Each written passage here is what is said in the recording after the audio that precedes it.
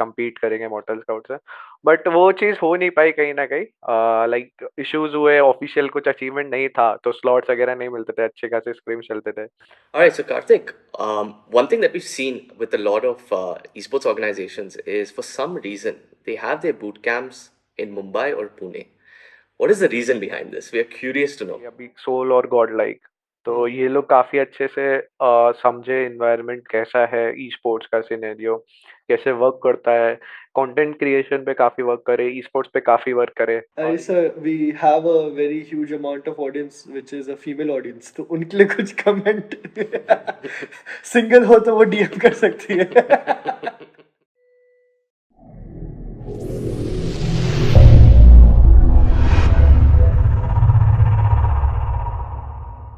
Welcome to High Talks with Mushtaba Ahmed and Himanshu Gupta. Once more, once again, we are here with someone bigger, someone much more greater, and someone you guys will for sure know if you're in the esports, like Indian esports community.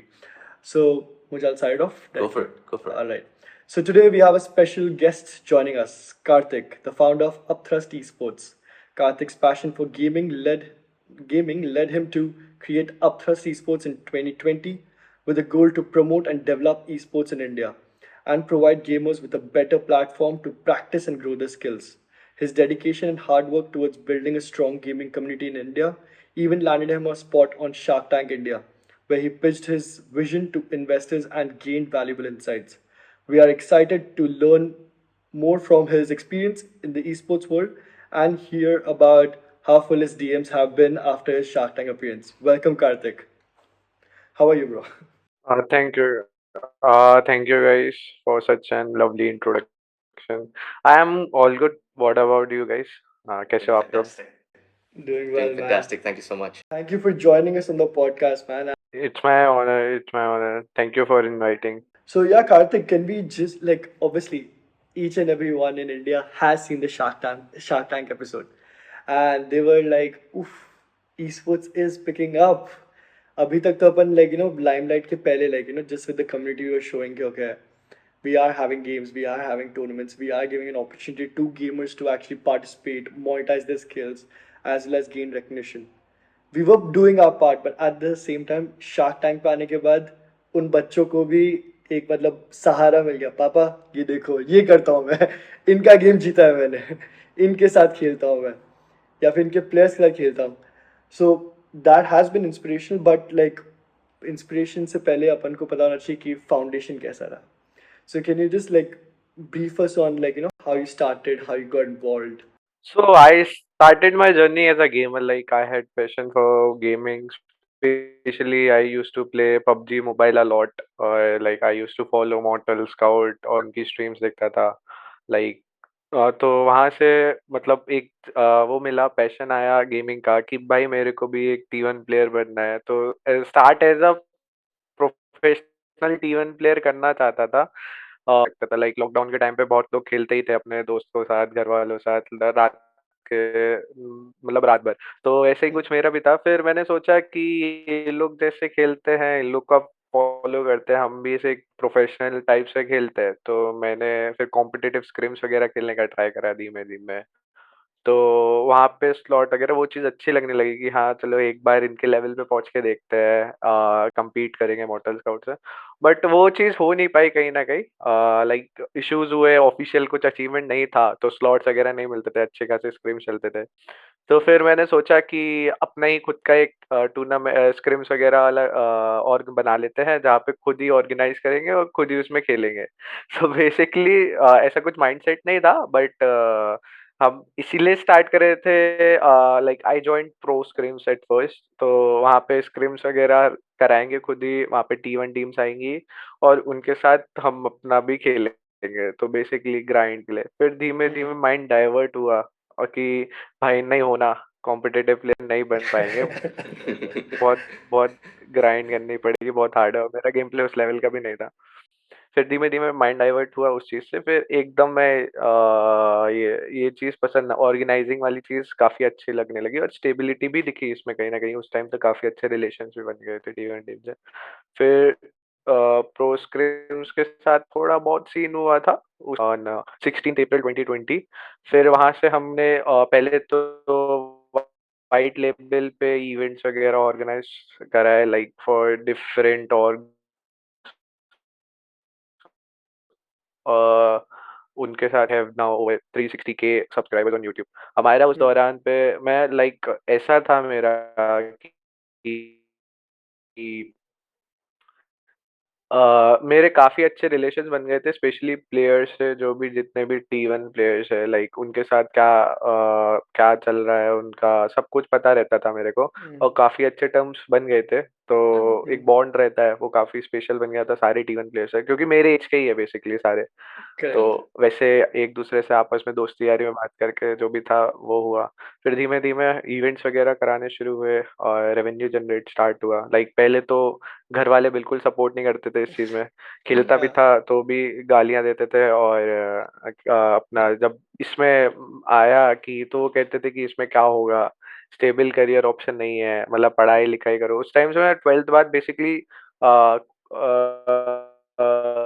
Tuitions पढ़ाता था, like तो hmm, fulfil my like personal needs और college वगैरह की fees वगैरह भरने के लिए। तो हम्म, वो चीज़ भी इफेक्ट होने लगी थी इस चक्कर में। मैंने कहा कि मेरे को थोड़ा सा टाइम दो, मैं रिजल्ट आके दूंगा। तब वहाँ पे कोई मान नहीं रहा था घर वाले, लाइक जैसा होता है घर पे सब आ जाते हैं ऐसी चीजों में, बुआ सही मामा बात. दादा दादी सब हम्म. कुछ। अरे समझाओ It's इसको यार, the क्या हो गया है? it's a common story amongst us all. या तो सब तरीके का ज्ञान मिला। फिर मैंने कैसे जैसे तैसे करके मम्मी को बोला कि मम्मी आप बात करो, थोड़ा सा हम्म, टाइम दो, अगर मैंने पैसे कमा के नहीं दिए इस चीज़ से तो मैं नहीं करूँगा कंटिन्यू। तो मम्मी ने हम्म, मनाया पापा को, फिर तो मम्मी पापा मान गए, तो फिर कुछ फर्क भी नहीं पड़ता हम्म, है एडिशन। तो फिर जाके थोड़ा सा टाइम दिया, और फिर जैसे मैंने बोला था कि मेरे को टाइम मिला था 50,000 कमा के दो 6 महीने में, तो उस चीज़ से मैंने सही में 5 लाख रुपए कमा के दिए थे घर पे।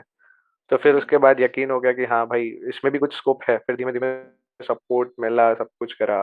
मैंने अपने खुद के सारे इक्विपमेंट्स लिए, लैपटॉप हो गया या फोन हो गया, कुछ भी नहीं था मेरे पे, सब अपने पैसों से लिया धीमे धीमे। और इस चीज में बड़ा आगे टीम बनाई। और पहले मैं एज अ इंडिविजुअल आया था, स्टार्ट करा था, सब कुछ मैं देखता था, लाइक स्टार्टिंग में पॉइंट्स टेबल थंबनेल सब कुछ बनाता था मैं खुद ही। अच्छा. फिर उस चीज के लिए बंदे हायर करे, जैसे जैसे वो हुआ। तो अब हमारी टीम है कुछ 30 बंदों की, जिसमें 18 फुल टाइम है। तो अभी जाके हम लोग ने ओवर 30 इवेंट्स करा दिए पिछले 3 साल में, और जिसका प्राइस पूल अब 1.5 CR रह चुका है। और हमारे प्लेटफॉर्म्स पे 110 मिलियन प्लस व्यूअरशिप आ चुकी है, लाइक ओवर 11 करोड़, और That's mad. कंबाइंड यूट्यूबर लोगों पे। तो काफी अच्छा जा रहा है अभी। और शार्क टैंक का एक्सपीरियंस ऐसा था कि जैसे मैंने बोला कि मेरे को पता है जो मैंने डिफिकल्टीज फेस करी है वो अभी भी बहुत लोग करते हैं, लाइक उनके घर वाले सपोर्ट नहीं करते, क्योंकि उनको पता ही नहीं है ई स्पोर्ट्स क्या है।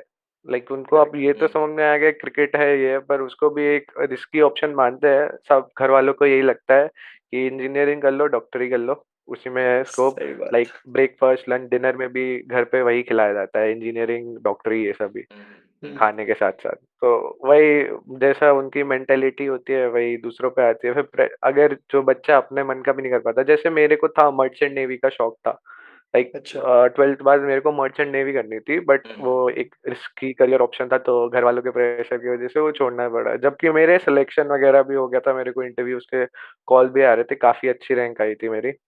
बट अब मम्मी इमोशनली बोली, तो फिर उस चीज में कुछ बोल नहीं पाया मैं। तो हम्म. ठीक है, फिर उसके बाद अच्छा ही हुआ, कुछ भी जो भी होता है अच्छे के लिए होता है। यहाँ पे ई स्पोर्ट्स में आने का मौका मिला, तो यहाँ से इतना अच्छा हुआ, भी आगे और भी जाएंगे।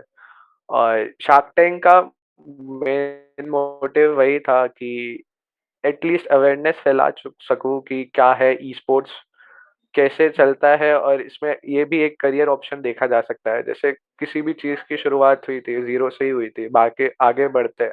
अब आप इंजीनियरिंग करते हो, आप 10 लाख बच्चा बैठता है उसमें आईआईटी के एग्जाम देने, सब कोई तो फैक्टर तो वहां पे भी रहता है। और तो वही सीन है, अगर किसी को अपना पैशन फॉलो करना है तो करने देना चाहिए। वो चीज कहीं हद तक समझाने की कोशिश करी, और शायद कुछ हद तक समझे होंगे लोग। लाइक काफी अच्छे रिस्पॉन्सेस मिले थे मेरे को कि डीएम्स वगैरह पे, कि मैंने स्पेशली सब्सक्रिप्शन लिया है सोनी लिव का आपका एपिसोड देखने के लिए, और मैंने घर हम्म. वालों को भी बैठा के दिखाया।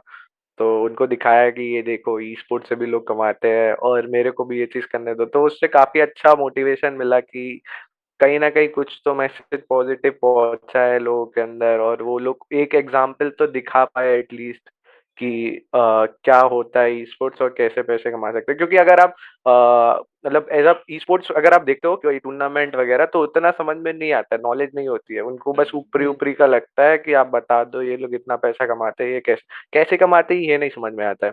वो चीज मैंने जाके कहीं ना कहीं एक्सप्लेन कर पाया, वो चीज समझ में आई होगी, क्योंकि शार्क टैंक आई गेस सभी लोग देखते हैं, बहुत काफी इंटरेस्ट है। तो एक वो ऐसा प्लेटफॉर्म है, तो वहां से लोगों को और अच्छे से समझ में आया होगा जो भी था। तो होपफुली आगे चीजें अच्छे होगी आने वाले टाइम में ई स्पोर्ट्स के लिए। Mhm. So Karthik, for those who are still uninformed, can you summarize, what does it take to deliver an end-to-end tournament experience? You spoke about 18 people in the team currently. 30. 30 people? Yeah. 30 people in the team currently. So what's everyone doing to ensure that a tournament can be delivered, to that a esports organization can be run? So basically there are different categories जहाँ पे बंदे काम करते हैं एक esports organisation को organisation बनाने में। Like for example you must have a production team. हमारी प्रोडक्शन टीम है, कास्टर्स टीम है जो कमेंट्री करते हैं क्रिकेट में, भाई ई स्पोर्ट्स में भी रहता है।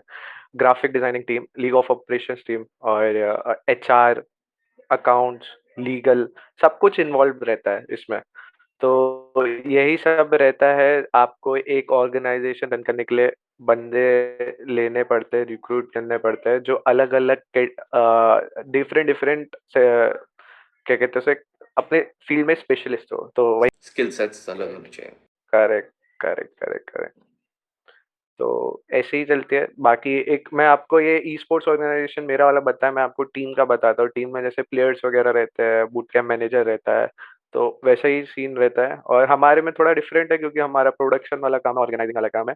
हमारा भी बूट कैंप है, like we have set up our production house and office in Navi Mumbai Kharghar recently.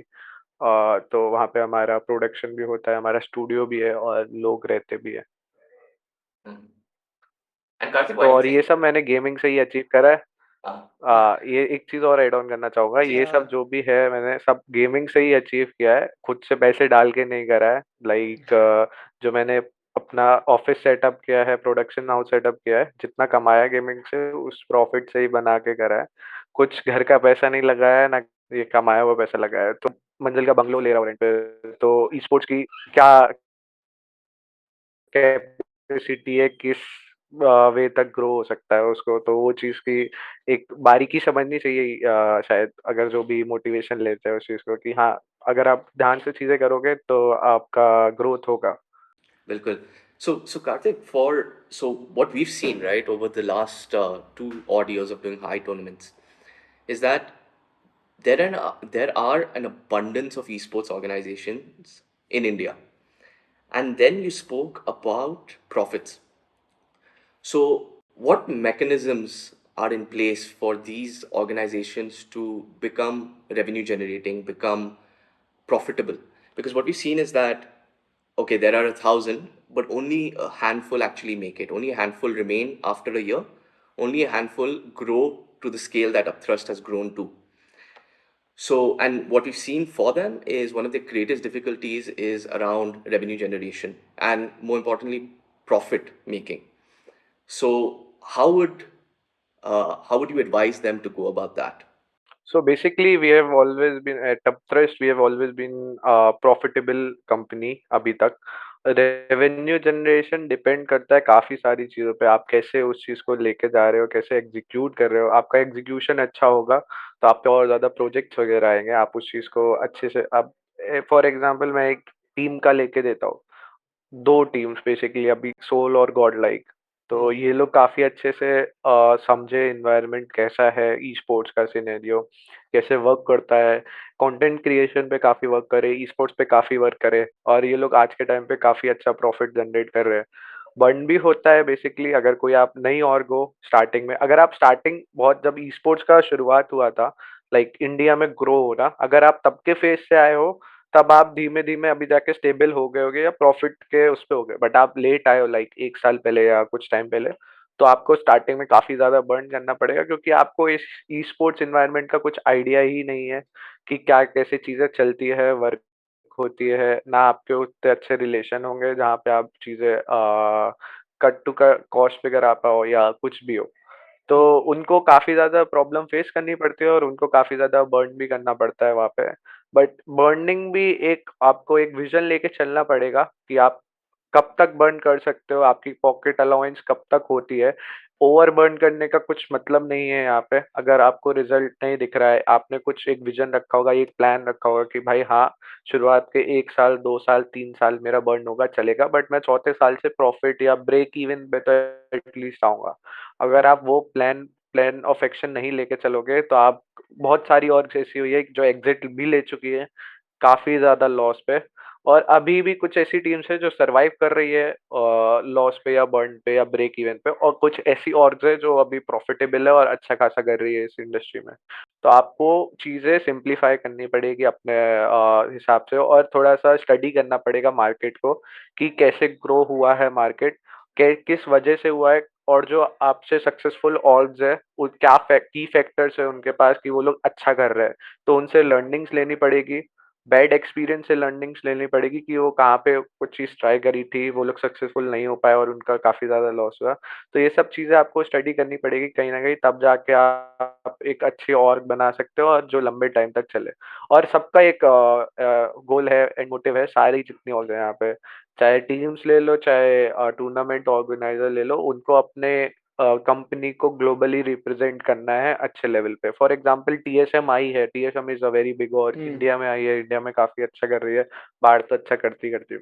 तो अब यहाँ से कुछ ऑर्ग्स चाहेगी कि बाहर अच्छा करे। फॉर एग्जांपल अगर अपथ्रस्ट है तो हमारा यही गोल होगा कि हम अभी इंडिया में अच्छा कर रहा है, बट इंडिया के अलावा भी बाहर ग्लोबली भी अच्छा करना है। जैसे वीएसपीएन ईएसएल करते हैं तो हमें उनसे कम्पीट करना है। ये तो अभी इंडियन लेवल पे आप अपने घर पे राजा बन जाओगे, बट पूरी दुनिया के राजा बनने में अलग मजा है। तो उस चीज का प्लान ऑफ एक्शन रख के चलना पड़ेगा, कैसे क्या स्टेप्स लेने पड़ेंगे, मेजर्स देखना पड़ेगा। और आपका टीम वर्क होगा अच्छा, अच्छे रिक्रूट्स होंगे कि जो समझे आपका विजन क्या है, जो कंपनी में ऐसे बंदे होंगे आपको टाइम टू टाइम मोटिवेशन देते रहे, कैसे क्या चीजें होती है। आपको हायरिंग अच्छी करनी पड़ेगी, आपको स्टडी करना पड़ेगा मार्केट में क्या कैसे चल रहा है, आप उस हिसाब से स्टेप्स लोगे तो आप बिल्कुल अच्छे से रेवेन्यू जनरेट कर पाओगे, प्रॉफिटेबल भी बनोगे। मतलब ले दे के अपथ्रस्ट को फेस क्लैन के बगल में रखना ही है, हाँ सर। फेस क्लैन तो नहीं है हमारा कंपटीशन, मतलब वो थोड़ा अलग ही सेक्टर में आता है, बट हाँ हाँ। Yeah, ESL being as a tournament host. I know, but like ले दे के भाई फेस क्लैन का कभी ना कभी तो दिमाग में आता ही है। वहां पर कुछ ना कुछ चल ही रहा है। Yeah, but then you go public and then you lose you lose all your market value. मैं एग्जांपल लेना चाहूंगा, जैसे आपने क्रिकेट देखा होगा, क्रिकेट भी इतना पॉपुलर नहीं था इंडिया में बिफोर 1983। कोई मतलब कुछ भी उसमें इंटरेस्ट नहीं दिखाते थे लोग, कोई इज्जत नहीं थी क्रिकेटर्स की, या उसे कुछ एक स्टेबल करियर ऑप्शन नहीं देखा जाता था। बट 1983 में जब वर्ल्ड कप जीते इंडिया, ग्लोबल लेवल पे इंडिया को रिप्रेजेंट करा, जीते, तब से उसका क्रेज जो बूम हुआ है, वहां से देख के लोग मोटिवेट हुए, सीखे। वैसे ही ई स्पोर्ट्स में, अगर ई स्पोर्ट्स में कोई टीम जाके ग्लोबल लेवल पे डोमिनेट करती है, गोल्ड मेडल जीतती है, तो आप सोचिए ई स्पोर्ट्स के लिए क्या मोटिवेशन फैलेगी, क्या बूम होगा ई स्पोर्ट्स का उस दिन। तो उसी दिन का वेट है, लाइक सब अपना 100% दे रहे हैं, ग्राइंड कर रहे हैं। धीमे धीमे हम लोग का जो इंडियन ई स्पोर्ट्स का सिनेरियो था काफी धीमे ग्रो हुआ है, बट अब थोड़ा थोड़ा स्टेबिलिटी आ रहा है, गवर्नमेंट भी सपोर्ट कर रही है। होपफुली आगे नेक्स्ट 3 to 5 years में हम लोग टॉप प्लेयर्स बने पूरे वर्ल्ड में। तो उसी चीज का होप है, और अगर टॉप प्लेयर बनेंगे, ई स्पोर्ट्स आगे बढ़ेगा, इंडियन ई स्पोर्ट, तो सभी को फायदा होगा और सभी कहीं ना कहीं ग्लोबल लेवल पे अच्छा कर रहे होंगे। 100%। We Indeed. All we are all in this together, to be honest. Like एक दूसरे को सपोर्ट करेंगे तभी बढ़ने वाला है। That's how it happened in the West also, it's gonna happen the same way in India also.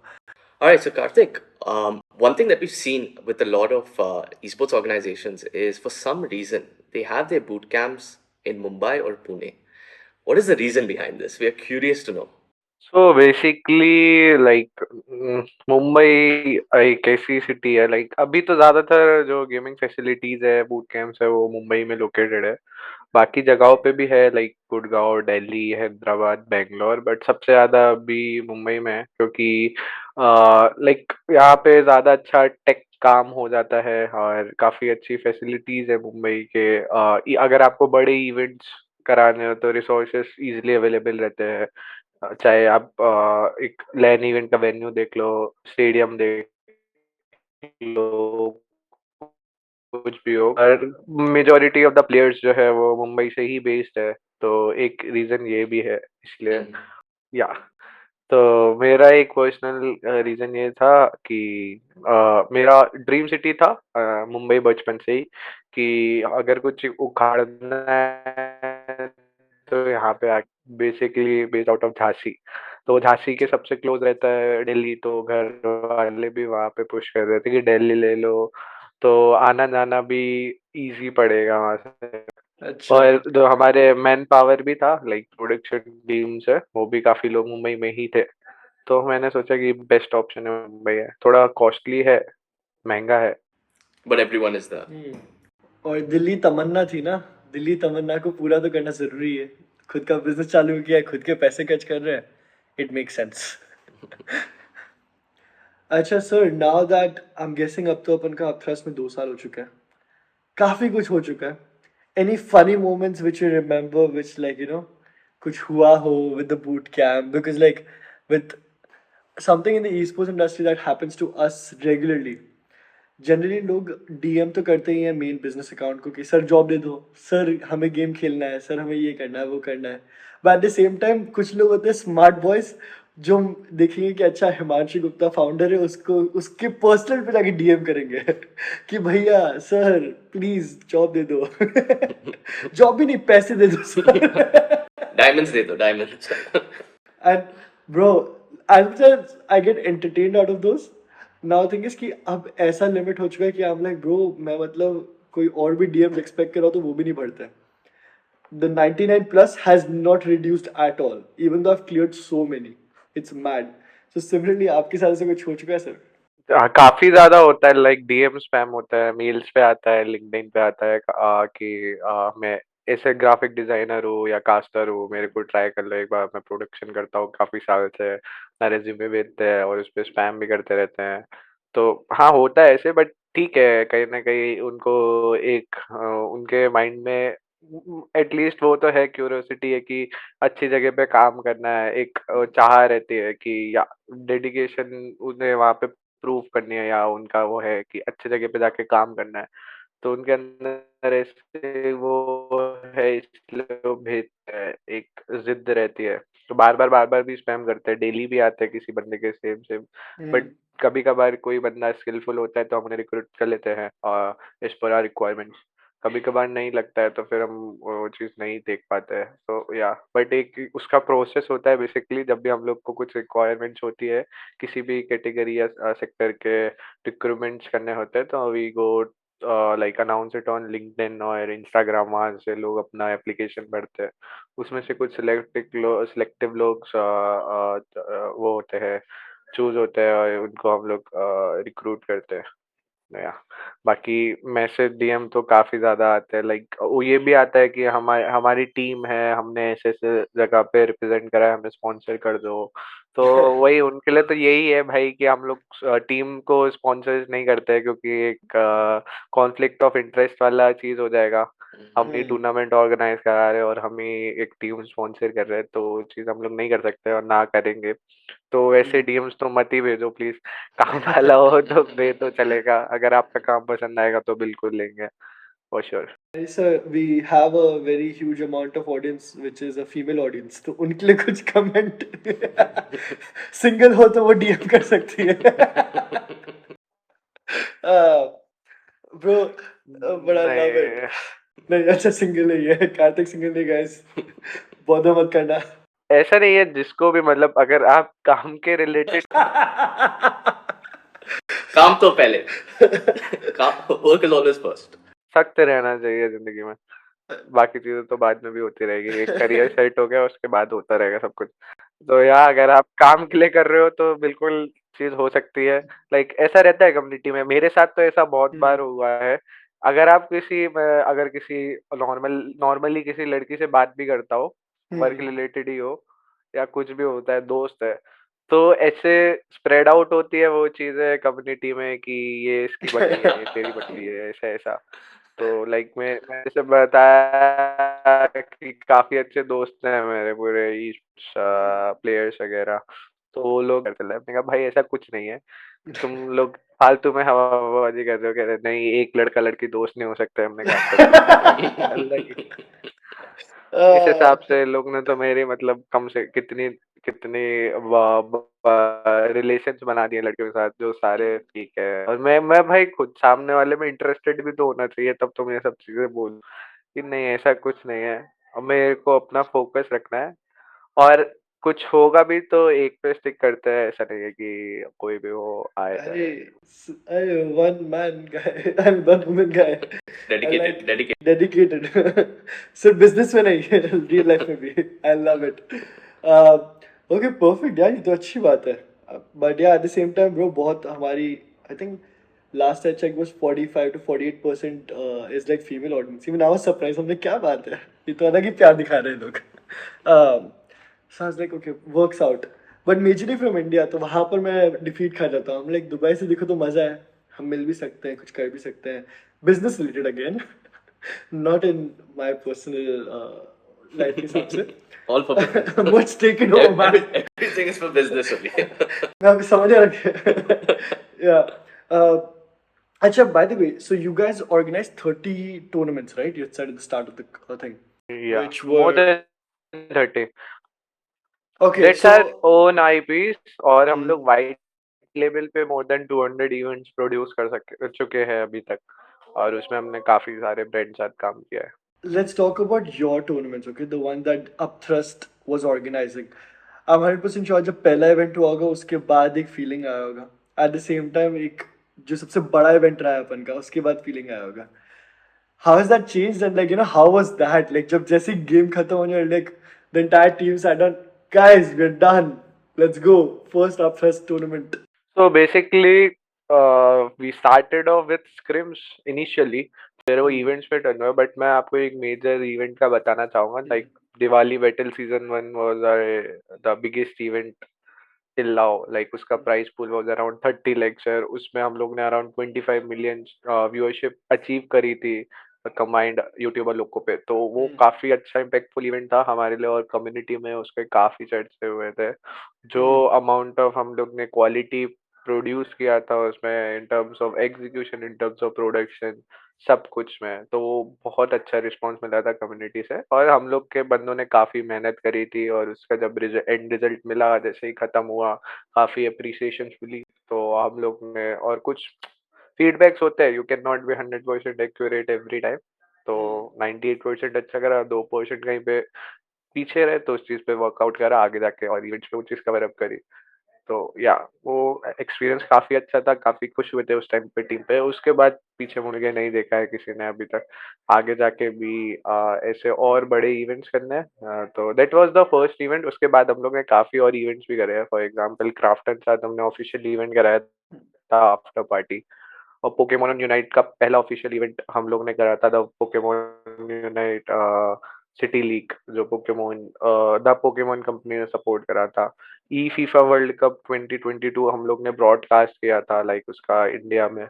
तो हम लोग ने काफी ज्यादा पब्लिशर से काम किया हुआ है, और आगे भी करते रहेंगे। और जो भी इवेंट्स वगैरह बड़े बड़े आते हैं, चैलेंजेस हम लोग को पसंद है। तो वही सीन है कि हाँ, हम लोग रेडी है उस चीज के लिए, और अच्छी टीम बना रहे हैं, और अच्छा बिल्डअप कर रहे हैं, सीख रहे हैं। ऐसा नहीं है कि सब कोई सीख के आता है, सब लोग सीखते हैं। एक प्रोसेस होता है पूरा, उस प्रोसेस में हम लोग धीमे धीमे लोग जोड़ते हैं, सीखते हैं, कुछ कमियां भी होती है, उस पे वर्क करते हैं, और उसे सुधार लाते हैं, उसे इम्प्लीमेंट करते हैं। No, that's great यार वो मतलब if you're working on yourself then you're improving and I think with like startup अपन दोनों का at the same level है कि like 2 साल दोनों का experience रहा है so at the same time जब when it's your first startup there's a lot of learning like I think मैंने तो बहुत गंदा मतलब ब्रो कुछ दिन हुआ है कि जब रोया भी हूँ, कुछ दिन हुआ है जहाँ बहुत खुश भी हुआ हूँ, सब हो चुका है। और अब लगता है कि वो सब एक्सपीरियंस कर लिया, तब लाइफ थोड़ी सिंपल लगती है कि ओके, अब 2 साल बाद स्टेबिलिटी तो आई है, so it's just a happy time. अच्छा sir, you said you are very well connected in the industry. I am guessing obviously T1 players है, but at the same time there must be some players that are still coming up, जिसके बारे में आपको काफ़ी अच्छा idea होगा। Any two names you'd like to give who are the upcoming future of esports in India? I would ideally like if one could be a guy, one could be a girl. Because generally मैं जब भी पूछता हूँ दोनों लड़के आ जाते हैं, but हम लाइक नहीं, बराबर रखना चाहिए। और कोई रीजनिंग नहीं है मेरी क्योंकि दोनों तरफ से स्माइल आया, हम लाइक अरे क्या समझ रहे हो तुम लोग। तो अगर ई स्पोर्ट्स वाइज बताना चाहूंगा तो हम्म। आ, लड़कों में तो मेरे को एक प्लेयर लग रहा है नियो, ओके। जो आई गेस एसएटी से खेलने वाला है। हम्म। वो काफी अच्छा खेल रहा है और आगे जाके मतलब मेरे को लगता है एक फ्यूचर स्टार बन सकता है। उसका गेम प्ले काफी अच्छा है।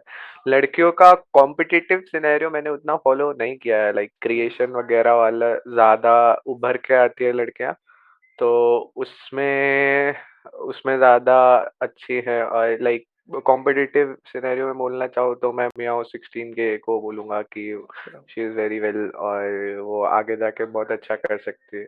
Okay, perfect. Acha, by the way, Karthik, what do you think? Like, this is always like on my mind because like majorly जब भी मैं सोचता भी हूँ कि if you're looking at the Indian esports community, obviously we have अपन का ecosystem अलग है, but at the same time हम लोग being in Dubai, ज़्यादातर like जब पहले मुझे exposure मिला, it was to the west. Like जब फेस क्लैन और ये सब आप ऊपर आए, तब like we were seeing them a lot. We're still seeing them a lot. What do you think is missing from the Indian ecosystem to bring it up there? Because we have the masses, we have the audience, we have the skills, We have the talent. we have the talent. So what's missing over there? So basically the support from government is somewhat missing over here, like उनको काफी like आपने बात की बाहर की बात करी, e sports को एक काफी अच्छा ऑप्शन देखा जाता है वहाँ पे। पासपोर्ट वीजास पे भी आप देखो तो एक ई स्पोर्ट्स का सेक्शन अलग से रहता है कि आपको ई स्पोर्ट्स के लिए वीजा चाहिए, Hmm. तो तुरंत मिल जाता है। यहाँ पे क्या होता है कि आप वीजा ही अप्लाई करते रह जाते हो और वो टूर्नामेंट चालू होके खत्म भी हो जाता है और आपका वीजा ही नहीं अप्रूव होता है। तो Hmm. काफी ज्यादा टीम्स मिस आउट भी करी अपॉर्चुनिटीज इस चक्कर पे। तो Hmm. इन सब छोटी छोटी चीज नहीं है, बहुत बड़ी चीज है कि आपको मौका मिला है इंटरनेशनल खेलने का और आप नहीं जा पाए ड्यू टू वीजा इश्यूज। तो वो सब गवर्नमेंट को देखना चाहिए, कहीं ना कहीं अपॉर्चुनिटी मिस हो रही है एक बड़े लेवल पे और इंडिया को रिप्रेजेंट करने की, तो काफी खराब है। इंडियन गवर्नमेंट को थोड़े मेजर्स लेने चाहिए, ई स्पोर्ट्स में ध्यान देना चाहिए। अभी उतना ग्रो नहीं हुआ है जितना उनको चाहिए, बट ग्रो करने के लिए आपको सपोर्ट कहीं ना कहीं देना पड़ेगा। ये बहुत बड़ी मार्केट बन सकती है क्योंकि आज के टाइम पे लोग स्पोर्ट्स फिजिकली से ज्यादा वर्चुअली ज्यादा खेल रहे हैं। लाइक ई स्पोर्ट्स देख लो, आपको क्रिकेट भी खेलते दिख जाएंगे फोन पे लोग। तो Hmm. वही है कि लोग को अब वर्चुअली देखना पसंद है, चीजें खेलना पसंद है। भले ही वो स्ट्रेस रिलीफ के लिए हो, रिलैक्सेशन के लिए हो। कोई बंदा कैंडी क्रश खेलने लगता है, कोई ये सबवे सफर खेलने लगता है, कोई लूडो खेलता है उसी पे। मतलब नॉर्मली फिजिकली लूडो खेलते नहीं है आजकल, सब मोबाइल पे खेलते हैं। भले ही 4 जन हो, चार एक कमरे में बैठे हो, बट Mm. वो लोग वो नॉर्मल फिजिकल वाला लूडो खेलने से अच्छा है कि वो लोग मोबाइल पे ज्वाइन कर लेते हैं और उस पे लूडो खेलते हैं। तो ये चीज़ें फैक्टर समझना चाहिए, कैच कैच करना चाहिए गवर्नमेंट को और कहीं न कहीं इस डायरेक्शन में सोच रखनी चाहिए कि क्या माइंडसेट जा रहा है अब आज के टाइम पे डिजिटलाइजेशन के टाइम पे पूरा, कि कैसे लोग उस चीज़ में लाइक बेसिकली अपना पूरा इन्वॉल्वमेंट कर रहे हैं गेमिंग में, चाहे वो बेसिकली टाइम पास के लिए ही हो, Hmm. क्यों ना हो। बट काफ़ी बड़ा मार्केट है टाइम पे गेमिंग और ई स्पोर्ट्स का, तो धीमे धीमे मेजर्स लेंगे तो जो अच्छा टाइम भी होगा उस चीज पे। लाइक फॉर एग्जाम्पल मैं ये स्लॉट वाला दिया, वहां पे सपोर्ट करेंगे तो क्या पता वो टीम जाके अच्छा खेले, वहां पे रिप्रेजेंट करे Hmm. और लोगों को मोटिवेशन मिले। तो ये चीज कुछ मिस आउट होती है कहीं ना कहीं। और अगर आप बार बार फॉर एग्जाम्पल गेम्स भी बैन हो जाते हैं इधर Hmm. काफ़ी। मैं इस चीज़ पे लेके तो नहीं आना चाहता था, बट मैं बोलना चाहूँगा कि आप कुछ रीज़न से पर्टिकुलर, ये चीज़ मैंने शार्क टैंक पे भी बोली थी बैकग्राउंड पे, वो चीज़ आई नहीं क्लिप पे। Hmm. Like Mhm. मेरी राहुल दुआ से बात हो रही थी, तो मैं यहाँ पे बोलना चाहूँगा लाइक ई स्पोर्ट या गवर्नमेंट मतलब समझ नहीं रही है कि लाइक अभी कुछ लोग एलिगेशन लगाते हैं कि गेम की वजह से लोग सुसाइड कर लेते हैं, कोई मार देता है, तो भाई ये इसमें वायलेंस है। मैंने कहा वायलेंस तो बॉक्सिंग में भी होता है, तो उसे ओलंपिक्स से हटा दो। क्यों रखे हो? वायलेंस तो उधर भी है। सुसाइड करते हैं, सुसाइड तो लोग पढ़ाई के चक्कर में भी करते हैं।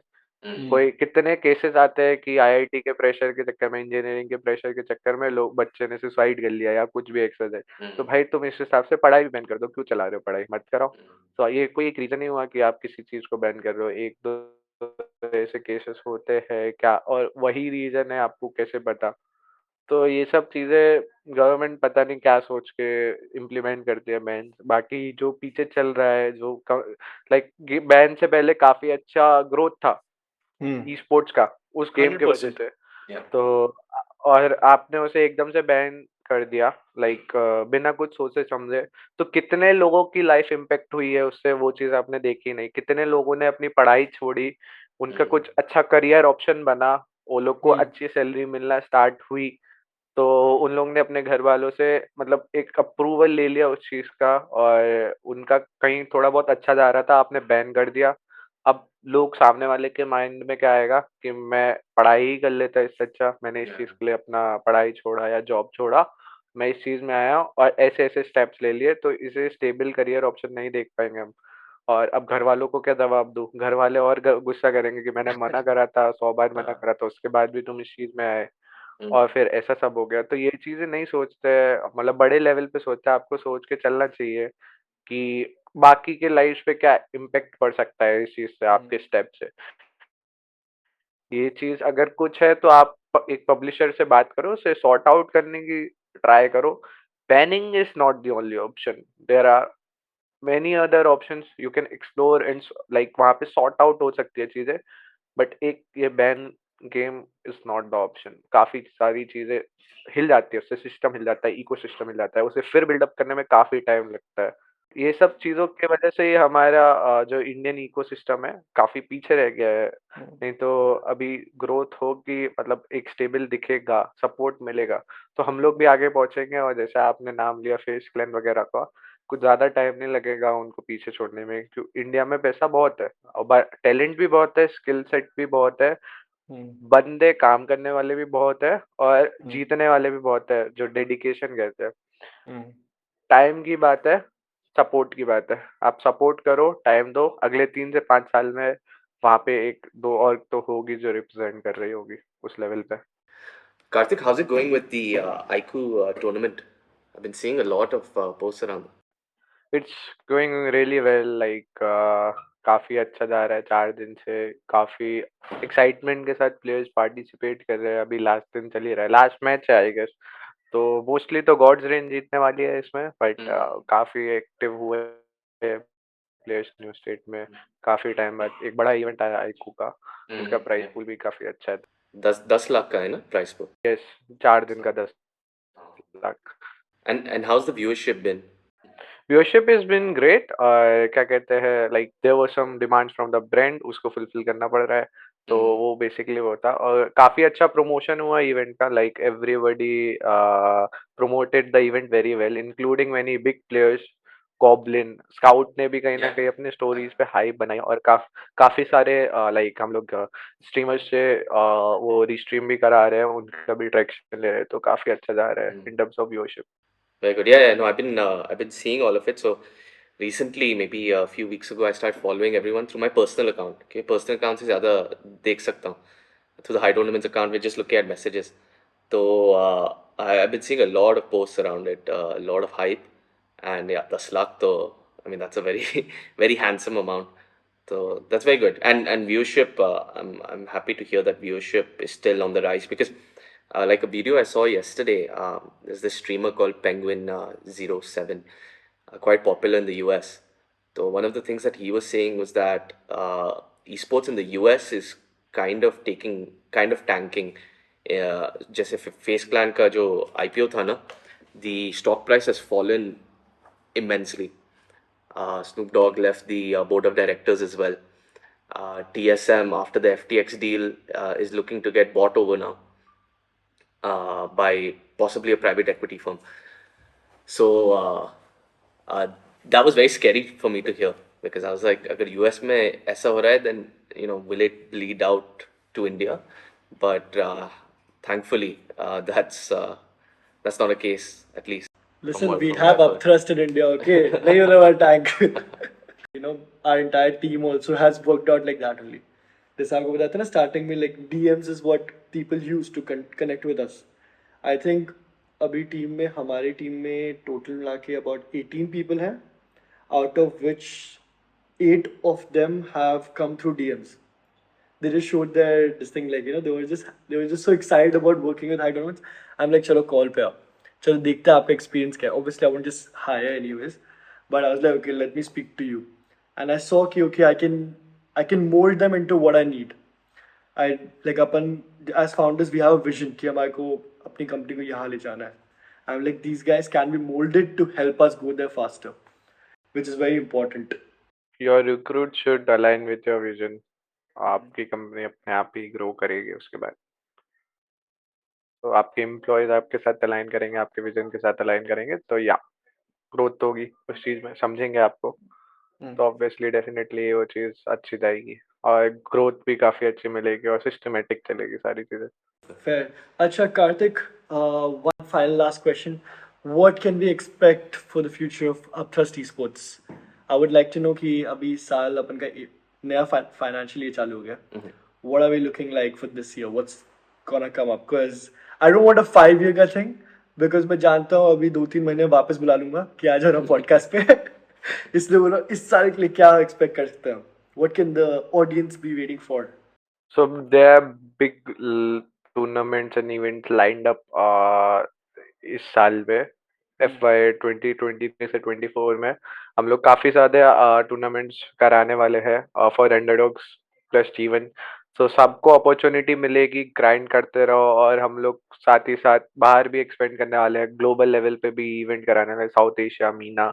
तो वहाँ पे भी आपको अपॉर्चुनिटी मिल सकता है कि क्रॉस रीजन में हम लोग इवेंट ऑर्गेनाइज करें, आपको मिले इंटरनेशनल प्लेयर्स के साथ खेलने का मौका. तो आप उसके लिए रेडी रहिए, और बड़े प्राइस पूल के साथ इवेंट आएंगे, बड़े लेवल पे आएंगे, लैंड्स भी होंगे definitely. Let's see how it goes. आप लोग पूरा चेयर अप करिए, रेडी रहिए, हम लोग को सपोर्ट करिए, प्यार बनाए रखिए, और आपको हम लोग डिलीवर करते रहेंगे.